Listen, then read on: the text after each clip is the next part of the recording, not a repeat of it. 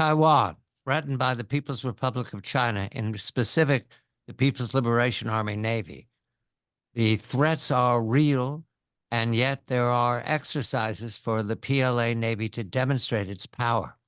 This is a stark illustration of a new book, Embracing Communist China, America's Greatest Strategic Failure. I welcome Captain James Fanell, United States Navy retired, and his colleague Bradley Thayer, who've published this book in time for us to reverse our errors, but not much time. Gentlemen, good evening to you. Thank you very much.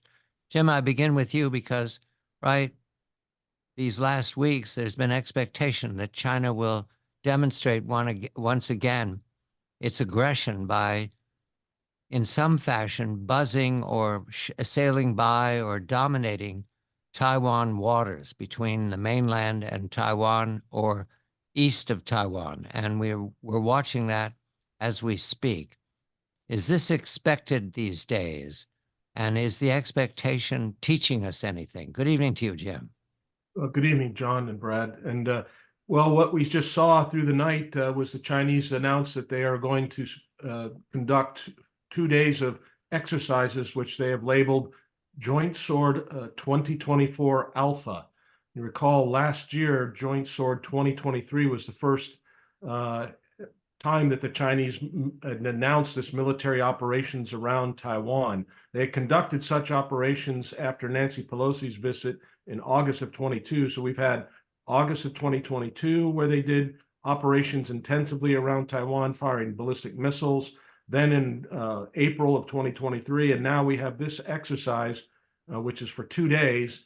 And they've announced the closure areas that are very, very close to Taiwan inside the contiguous zone, which is inside 24 nautical miles of the main island of Taiwan, 5 closure areas, in addition to other closure areas for the offshore islands of like Kinmen and Matsu and a couple of other smaller islands right off the mainland. So what we are seeing now is another demonstration, and this is coming right after the inauguration of the new president of Taiwan, President Lai of the Democratic Progressive Party.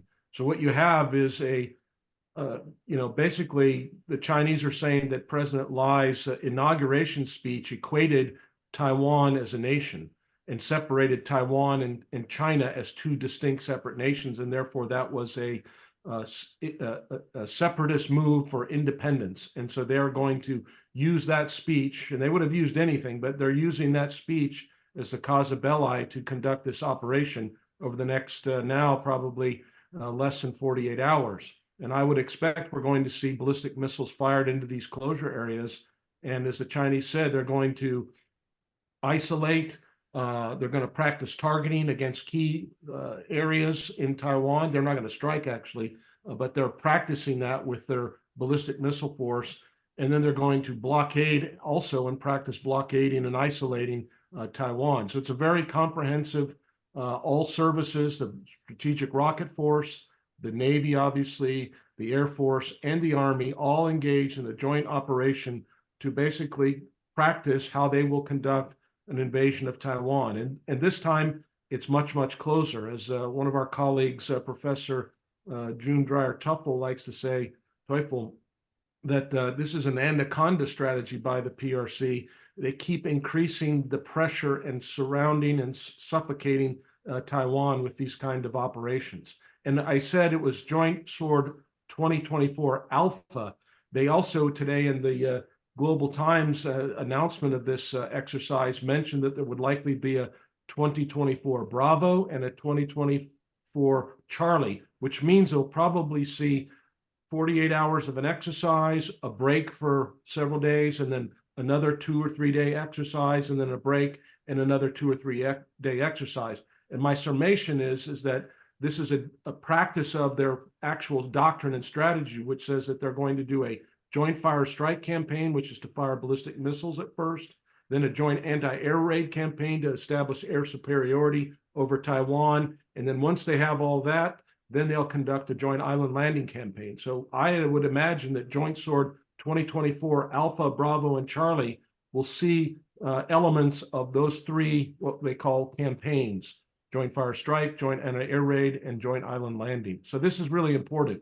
And it also sends a significant message to not just President Lai that every day of his administration, every minute that he'll be in charge of Taiwan will be under duress. But it also sends a signal to Tokyo, to Manila, and most importantly, it sends a signal to the United States, this new the current administration, the new commander of the Indo-Pacific Command, Admiral Papro, that it's basically saying, what are you going to do about it? We're going to do this, and you're not going to stop us. Brad, a very good evening to you. You're in the Washington area, so I ask you to measure, in your opinion, putting this book together with Jim. Has Washington changed its approach to China profoundly these last years, dating for perhaps we can about the go-go years of investment in China, which began the 21st century, certainly, and dominated the conversation during the first and second decade? Has Washington changed entirely, or is it keeping a foot in both camps, engagement and confrontation? Good evening to you, Brad. Good evening, John. It's wonderful to join you, and good evening, Jim. John, I'm sorry to say that not much has changed in Washington, despite some elements of, if you will, rhetorical change and some policy changes. Fundamentally, under the Biden administration, Washington is still captured by the engagement school, or what Jim and I call the neo-engagement school. The fundamental idea of which is that, dating back, of course, to the late 1980s and 1990s, that by engaging with the People's Republic of China, the United States would be able to reform it. It would be able to change it. It would be able to democratize it. And of course, nothing like that ever occurred. Instead, of course, it was a question of really which state is transforming the other. And it's quite likely that it was the PRC transforming the US in so many respects, as American manufacturing and investment flowed into the PRC. And then money from the PRC flowed back into American universities, media, under the Clinton administration, that started to flow into the US government in prodigious quantities. And so with that school of thought still dominating the intellectual framework for Washington, efforts to make about a change to recognize the nature of the PRC threat still have not taken root to the degree that they must if the change, sadly, because of the PRC's investment, what we call elite capture in the book, of our think tanks in the Washington area, of Wall Street, of the Chamber of Commerce, of K Street, of course, so many law firms as well in the United States, and influence in Congress as well as in the Biden administration. We're still in a very difficult situation where halting efforts have been taken in tech, for example, by the Biden administration, but by and large, the Biden administration went back to the Obama era policies, Obama and before, of engaging with the PRC and not confronting it in a way that the Trump administration did. So the more things change, John, the more they seem to stay the same, don't they? And despite the Gallagher Committee, of course, and some good efforts undertaken there, by and large, things are still very much the same. I'm speaking with James Fanell and Bradley Thayer. Their new book is Embracing Communist China, America's Greatest Strategic Failure. While the PLA Navy is demonstrating its threat against the ally, Taiwan, and the whole of Western Pacific threatened by the PLA Navy, including our allies in Japan, the Philippines, and Australia, we look to 1919, as Jim and Brad have identified, as a moment when the British Empire lost the Second World War. Why? Because Germany was in ruins, nothing to worry about. In fact, let us help them as best we can with our diplomats, but not too much. Let them sort it out. Let them use the Weimar and the Parliament and their own disorder with communism. And we can take confidence of the 10-year rule. Jim, what was the 10-year rule that the British Empire employed in 1919 that led to the defeat of 1940? I'm going to let Brad answer that one because I got that off of the. Well, I'm happy to, Jim. The 10-year rule was put in place by defense planners in United Kingdom, and the idea was that for the next 10 years, there would not be a major conflict that would involve the UK. So as a consequence, you didn't have to spend money, right? That money would not be spent by the Exchequer on defense, but would be spent on other priorities. Now that was overturned in the early 30s. When the British recognized that the world had changed, the distribution of power had changed significantly, but that lost decade, more than a decade, that had a profound effect, really, in hindering what was often called the fourth arm of defense. It's not just the Navy, the Army, and the Air Force, but it's also the economy and your defense industrial base. And so by having that 10-year rule, they really hurt their defense industrial base as well, John, and the fruits of that were seen in the lack of preparedness in 1939 and 1940. I go then to Tiananmen Square, which everyone remembers as a brutal demonstration of the Chinese Communist Party. And I want to be very specific, Jim, coming to you about the Navy after Tiananmen Square. Was the understanding that the PLA Navy is not a threat, that the PLA Air Force is crude and bubbling, and that they don't have any technology to match ours, and therefore, even though the Soviet Union has fallen apart, we are supreme in the world and have nothing to threaten us? Did we believe that after Tiananmen?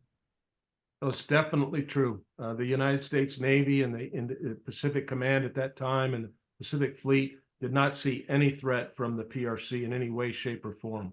I was on watch floors in that time period from 89 to 91 at the U.S. Joint Intelligence Center Pacific. I actually was on a watch floor that was watching China, and we'd had nothing really to do. That was your kind of entry-level job onto the watch, because you really wanted to get watching was the Soviet and then the Russian ballistic missile fleet. That still dominated our mindset and our thinking. Even after the wall came down and even after Tiananmen, it was still the Russian-Soviet threat and their capabilities that still dominated our thinking for most of the decade of the 1990s. It was only towards the end that started to really wane, but China never really came to the fore until essentially 2015 or 14, that time frame, until Trump came to office. Before that, there was just a general feeling that there was not really a real threat there, even though we had started to see the indicators of the buildup in 99, 2000, when the Chinese Navy first started building up some of their amphibious fleet and things of that nature, and submarine force, the initial build out. And Brad, here's that ambivalence you've identified already in current Washington thinking. After Tiananmen, rather than press the case that it was obvious to everyone that the Chinese Communist Party was a sadistic monster, instead, the George H.W. administration vouchsafed a mission of Brent Scowcroft at the end of June, early July of that year, and alongside were visits by Henry Kissinger, then out of office, and engaged in developing investment opportunities in China. And even Henry Kissinger, Richard Nixon visited China. It's as if we were apologizing to China for being caught a brute. And is there a reflection today about that mistake, treating China as if it was a younger brother that we can tame? Well, John, that's a critical moment in history that you identified, the June 1989 Tiananmen Square massacre, at a time where communism was being undermined in the Soviet bloc. Of course, that summer was certainly a pivotal. It was a historic one. The Communist Party of China cracked down on its own citizenry and crushed a nascent democratic movement. Then the Bush administration, as you identified, rushed to repair that relationship, right? Not wanting to jeopardize that. And that was, of course, when we look back on it, and the implications today are that, John, no, that is not seen really as one of the pivotal events. The desire to still stay engaged with the People's Republic of China was very powerful then, and it's even stronger now. Our leaders at that time, 1989, had a great understanding of communism and its evils.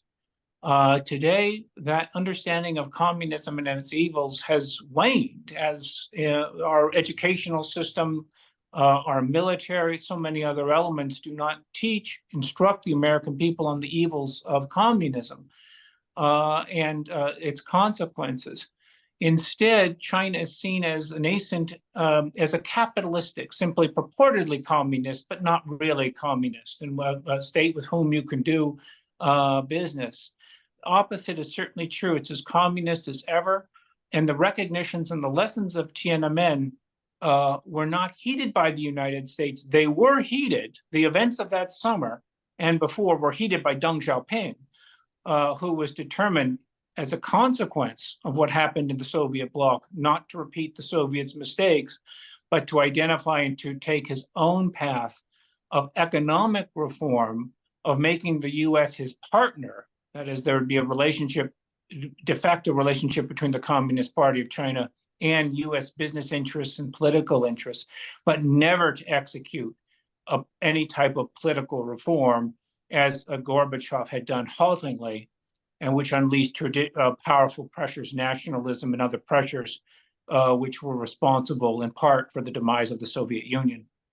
Having established the threat is imminent surrounding Taiwan, having established that the U.S. missed the opportunity following Tiananmen Square to press the case that the Chinese Communist Party was the problem, we turn to what is to be done. Embracing Communist China, America's greatest strategic failure. James Fanell and Bradley Thayer are the authors. Failure is important here because admitting failure is a challenge for everyone, but especially, as I learned from Jim and Brad, the U.S. Navy. Jim, I come to you because you're a veteran of intelligence gathering at the U.S. Navy and analysis, strategic analysis, and in what is to be done about the Chinese Communist Party's aggression against Taiwan, against the Western Pacific, against the United States for world supremacy. The first thing is to admit failure. Let's be specific. The intelligence community at the Navy to admit failure. Are they ready to do that? Have they started walking in that direction, Jim? Good evening. Well, good evening, John and Brad. I think the admitting failure is a very difficult thing for the system to do. During my time in uniform, when I was raising these issues about the threat from China, there was a lot of people that would, and we had documented cases of where we missed platforms or we missed a strategic development, a new weapon system. And when somebody would say, how come we didn't find this? Somebody would always stand up and say, well, you know, we did. There was this one report that some guy wrote, and so we didn't really miss it. So there's this institutional bias towards defending the institution. And it's very, very difficult to say that you've admitted a mistake. And so I think it's very difficult today for people to stand up and admit it. And in a book, we talk about, we give two examples of why it's important. One of them for me is personal.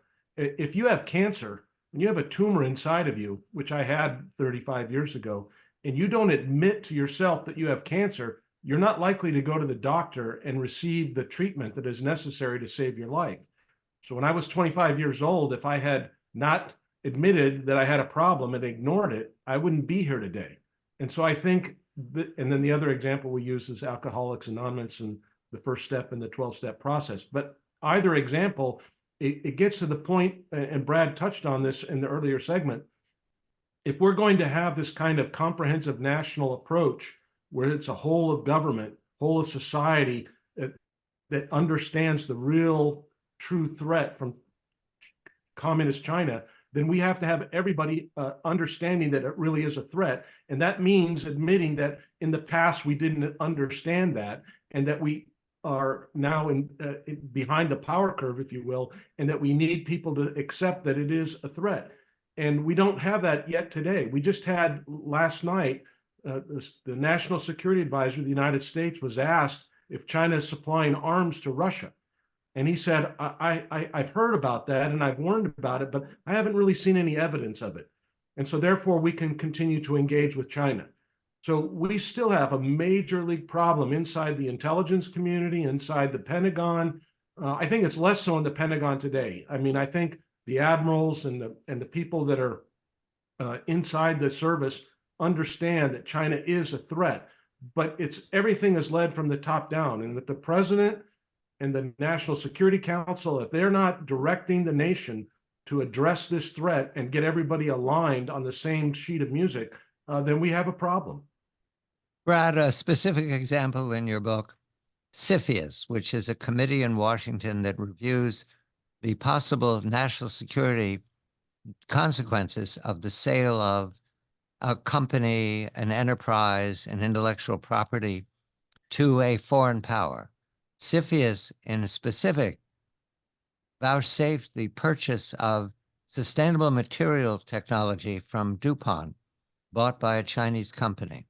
You're recommending that CFIUS, now under the Department of Commerce, be moved to the Department of Defense, because selling China intellectual property, given the repeated demonstrations of how they've stolen everything that doesn't exactly fall under your hand, you have to keep your hand on it, it'll be stolen from you. You recommend moving to the DOD. Is Washington ready to do that, to approach this problem as Jim just said, whole of government? John, well, good evening to you, of course, and to Jim. Again, it's wonderful to have the opportunity to talk about these very important topics. I don't believe so, John, not under the Biden administration.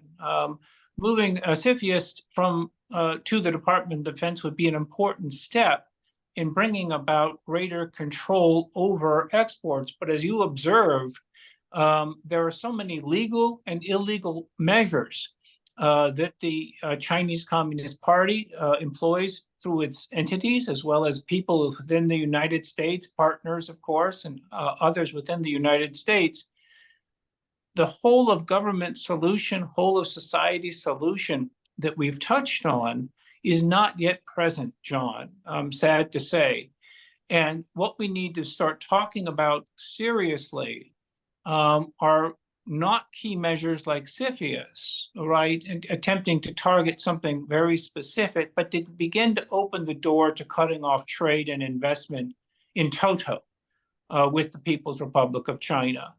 And as a measure of the whole of government, whole of society response, beginning for business communities, the Chamber of Commerce, Wall Street, and of course the Hill, and the departments and agencies to recognize, as Jim said, that this is the enemy, and we need to harden ourselves and protect our property, intellectual property as well as physical property, and we need to have our allies do the same. And the sand in the hourglass is definitely low now. We're really in a situation where these steps must be taken urgently if we're to have any chance of dealing with the threat with the urgency and taking the necessary measures. Moving past 4 and 5, Jim, you want me to be optimistic. I'm not after reading your book, so I'm move past 5. Action now. Yes, that's evident. We need to take action now, but what action? So what is Team B? How did that function in the first Cold War, Jim? Yeah, Team B was created in the Cold War, and it was led by the Central Intelligence Agency, and it was called National Intelligence Estimate 11-3/8. And it was an annual report that came out that talked about this national intelligence assessment about the state of the Soviet Union and its capabilities. And it became apparent to some in the Central Intelligence Agency that there was kind of a downplaying, or what we call regarding China in our book, threat deflation, this kind of downplaying of the Soviet threat. And so the CIA and some others got together. The CIA directed it, but it took people from outside the CIA and created what they call this Team B, which is a special independent group of analysts, academics, people that had background in industry, and it wasn't just intelligence professionals.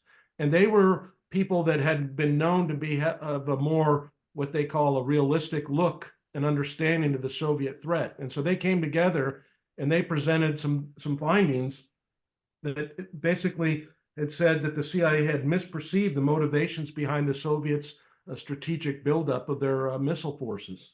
And the guy that ran that Team B was Dr. Richard Pipes. And this is what he said about Team B and this issue.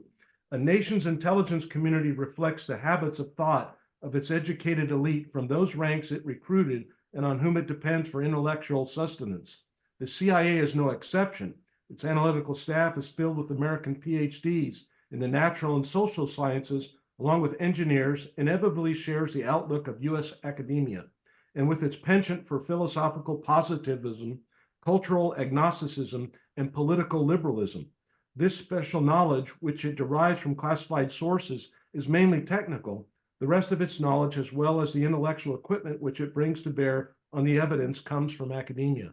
And so there was an understanding that we were biased and we were missing the threat because we didn't have people that were willing to look at the evidence objectively. And we don't have that today when it comes to the PRC. And so we call for a creation of an independent and dynamic Team B to look at the PRC.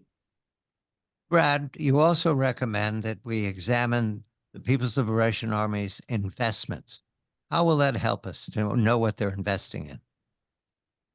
Well, that helps us, John, because it allows us to see what their priorities are. Where they're spending their money is an indication, not the only one, but an indication of what they want, what they want to do, what they're prioritizing, whether that's their nuclear force structure, whether conventional force structure, or other elements. And so seeing that is going to be a key indicator of what their priorities are. It's a wickedly difficult problem, John, of course, because there are so many layers and so many avenues through Hong Kong, as well as China itself, and working through entities in Europe, as well as in the United States. And so it's a pernicious problem and a lasting one, but it's definitely one of the measures that we can take in response.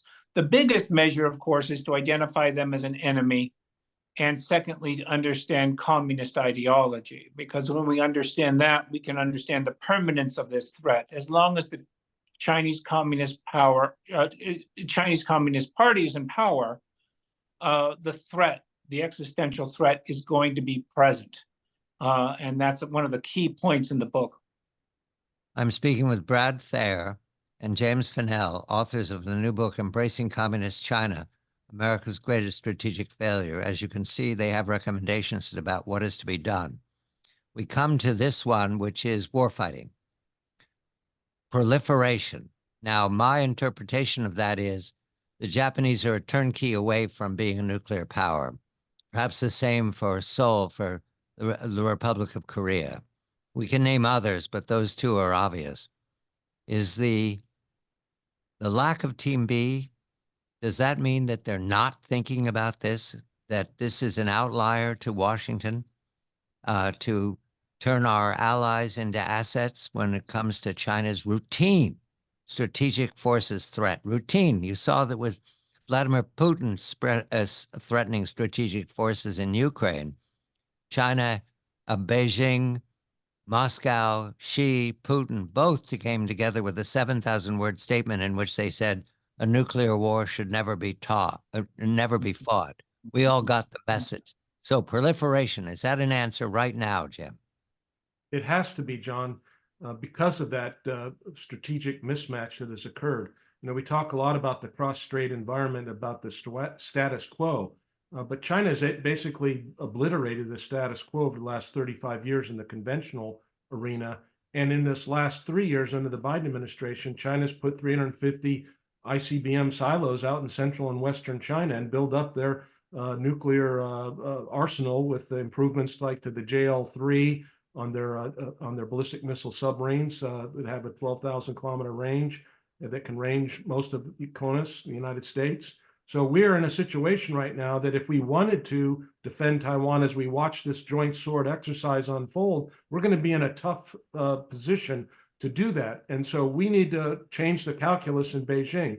And in Washington, it's true. I mean, I think people that are so enmeshed and embrace in the engagement embrace, they can't comprehend this idea. And so for some people, when you say this, if you talk to Dr. Graham Allison or Joe Nye or some of these others, they would say that what we're recommending is insane.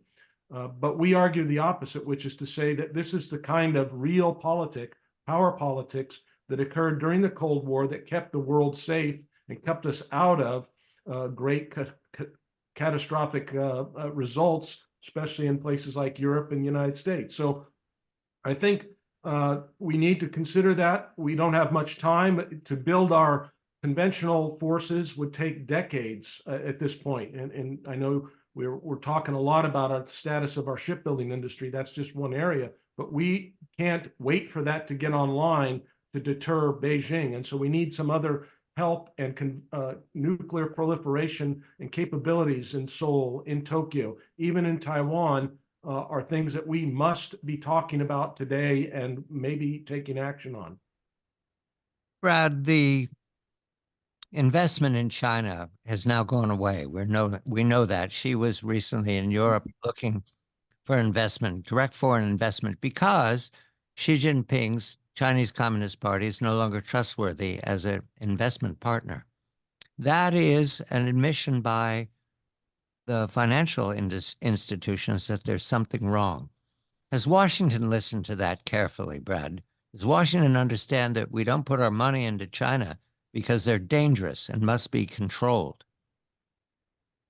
Well, John, as you know, the market often sends a signal which is more powerful than what might emanate from Washington. So yes, the PRC is in a downturn, and Xi Jinping is in trouble. This would be the opportunity to move against him, right? To have a political warfare strategy to focus on evicting Xi Jinping and the Chinese Communist Party from power. And that includes first cutting off all investment and trade with the PRC. So there's a downturn in U.S. investment, sadly, but it still exists, as well as from Western other forces, and from Korea still, from Japan and elsewhere. What we need is to cut them off in toto again. We need to just simply end this relationship. We need to recognize the strategic realities of the 21st century, and those are take advantage of your opponent's weaknesses. And by cutting them off from investment and trade, we can do our utmost to accelerate, to push, if you will, against an open door, and ensure that we're doing everything we can in conjunction with the Chinese people and the diaspora and people of goodwill around the world to precipitate his fall. And that's the center of gravity, John. The Chinese Communist Party is where we need to focus our efforts and do our utmost to undermine it and bring about its demise. As the Communist Party of the Soviet Union fell, so too we want the CCP to. Yes, Jim, let's be specific. We want direct targeting of the CCP. And you note at one point, evicting them from Djibouti. Djibouti is one of the string of pearls that the PLA Navy says that it's developing across the Indo-Pacific into the Atlantic. Is your understanding that Washington would vouchsafe ejecting China from Djibouti in the Red Sea area? That would be a major blow to their plans. Are we ready to do that? We have a couple of minutes. It would be a major blow to their plans. I don't think there's any notion in this administration to do anything like that whatsoever.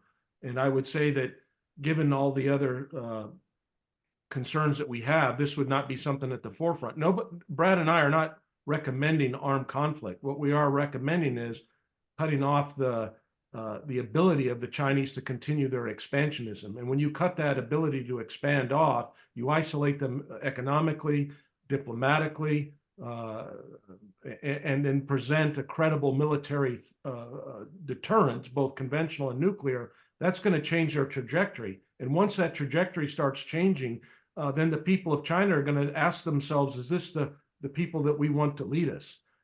And are we going to stand up? You know, we saw during COVID, the white sheet, pushback. People are not happy with totalitarianism. That's one of the lessons of the Cold War. People do not like to be in totalitarian systems, and we need to take advantage of that in a political warfare dynamic.